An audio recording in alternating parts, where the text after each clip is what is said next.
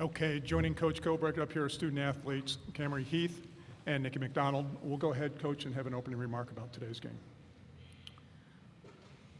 Well, I thought San Jose State really earned that win, and you know, there's a part of me that's very happy for them in a lot of ways. We have been in San Jose State's shoes, and we know how special that is to do something like, you know, come into a conference game or come into a tournament game and get a W, and so good for them. You know, good for them, the way they kept believing all year and just kept working and just kept improving all the time. And so, you know, I give them a lot of credit. Yeah, there were a lot of things that didn't go well for us today, certainly, but I just would not want to be taking anything away from San Jose State and you know, just how hard those kids worked and them being able to, you know, have that kind of a season and continue to improve and get better, because that's what it's all about. We'll go ahead and take questions for these student athletes. Nikki, I'll start with you. On the boards, you know, obviously that was their intent, was to come out here and do this. How difficult was it to combat what they were trying to throw at you when it came to just rebounding?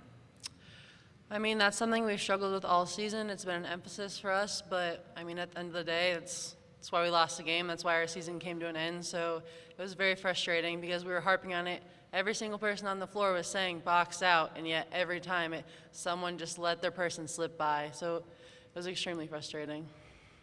As you guys looked at the tournament coming into it, you know, obviously you battled to get the number 7 seed, and you knew how things laid out after this. But how much emphasis did you put on this game, knowing that this was going to be the tough one to get through before things could open up? Yeah, we put a lot. Coach was saying Sunday is going to be our hardest game because it's the first game of the tournament. Like, you're on the big floor, the big lights, and we have a young team who's honestly never seen the minutes at this level. So it was this game that we were worried about, and it got us. As a senior walking out, and I'll ask you the same thing as second camera, how proud are you that you guys were in this position to where you were the favored team in the Mountain West tournament when you would have come in to Air Force never having been in this position at all? Are you able to have that kind of, you know, reflection already, or is that going to come later? Yeah, I mean, I see it. It was a long way from freshman year, but even when I was a freshman, the talent we had on the team, like, I thought we should be up there with the best of them. So I never really consider us like the bottom of the barrel. And what did it do to the mentality when Joe went out? That was tough. I mean, Joe probably plays the most minutes on the team the whole season, so she's kind of our glue. She finds people when they have their shot, so it was tough to play without our point guard, but we could have pulled it through, and we didn't. How difficult is it, you know, to see a career come to an end? Yeah, it's tough. I don't think it's hit me yet, so. Camry, some of the same questions. First of all, without Joe, how does that change what you guys run offensively, defensively, just the flow of the game? Yeah, I mean, you could see in the second quarter we were scrambling to get some offense going. She especially because we didn't have Taylor either because she had 2 fouls. So we had me, Maddie, and Milani trying to figure out, you know, who's going to be point guard. And it took a little bit. It took us until probably the second half to even figure that out. And hopefully, you know, we are able to fix that in the future. I guess that's not for me, but for them. But yeah. you know, Joe going out and so many things in that first half. I mean, he scored 14 points. I mean, how frustrating is it that on this stage, that's when you have one of these days where everything seems to be going wrong? Yeah, it's super frustrating because you played all year long, and then you know, to 14 points, it's like I've scored more than 14 points myself in a half. Like, it's just like how we get that to work, but it was one of those days. How hard was it to keep focus on this matchup? You know, knowing, again, like I said, the whole season was about seeding and can you get the bye, and then, okay, you don't get the bye, can you get UNLV on the other side? All these other things going into it, you know, and then you have to focus on a team you've already beaten twice. You know, how hard was it to kind of click into that gear? I mean, we were super excited with how things played out. I think we were really, you know, pumped to actually get the setup that we did. And I do think we focused on San Jose. I'm not sure. I can't pinpoint what exactly happened, but I want to say we focused on San Jose coming into the game. And can you put into context what it's like to leave Air Force, in a game where you guys were upset, which is, again, it's just a strange thing to say for Air Force basketball. Like, Yeah. or how much pride do you have in getting yourselves to that point? Yeah, so you have to look at the big picture, right? Like, it wasn't just this game that defines our careers.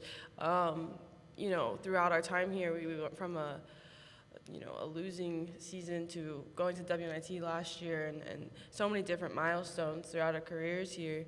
And I think we need to be proud of that, for sure. This one, as people, we can learn from it, like just how you approach anything, how you approach like a meeting in the future, or different things like that. So we can still learn from it, but at the same time, don't let like this be the one defining characteristic of our career.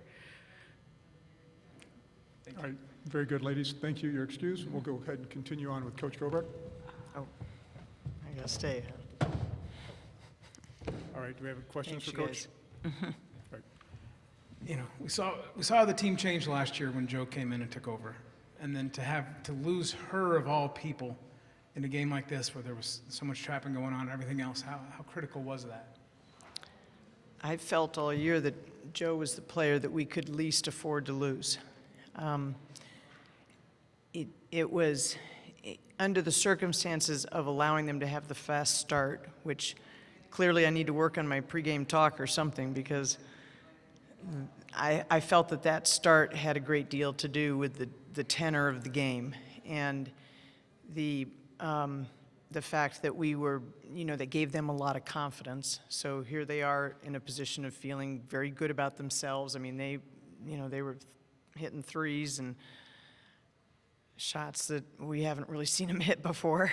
And so they're in that state of mind, and then the most valuable player on our team goes down. If I'm them, I'm feeling pretty good now. So it was a lot. I thought I was, proud of how they battled to get back into it. I think that Camry said it best. We shouldn't let a game where we probably performed just even with the loss of Joe, we're capable of better. But we shouldn't allow that game to define really sort of what the season has been, and they've done. I would say that 98% of the time this team played about as well as they could possibly play, and it's just that our margin of error was practically zero. So if things didn't go right, and if we weren't able to get shots to fall, or we had to take care of a lot of areas of the game in order to have a chance to win the game. In a year when the conference was loaded with veteran players. I mean, even San Jose State's got a whole lot more players that have played Division I than we do. So I think that we want to take, as I told the team in the locker room, I hope it stings enough that it motivates the level of change and growth that's necessary for us to take the next step. To rise out of just being okay with, 500 types and being in the middle of the pack and that sort of thing, and to have a standard of excellence that takes us up to the upper division all the time. And I hope it stings enough, because there are a whole lot of things we have to do that is hard to do at the academy, and you have to have that motivation level to do it. There's a reason you miss shots. It's because you're not practicing it. And it's very difficult when you know that everybody else in the country's in there for hours in the gym, putting in the time, and we have a very hard time having our players put the time in. But this is the type of thing maybe stings enough that you say, okay, we have to come up with a plan, a significant change in routine, so that we can allow ourselves to not be so deficient in an area that we can do something about, because I do think there's more good shooters on this team, and we could have the most talented team Air Force has ever had next year. And that's fully my expectation, that we will have the most talented team we've ever had next year. But we still got to get in the gym, get shots up if we're going to make them. And then, you know, the size, but we weren't very big last year either, and we won 19 games, and our starting center was 5'11". So there's a way.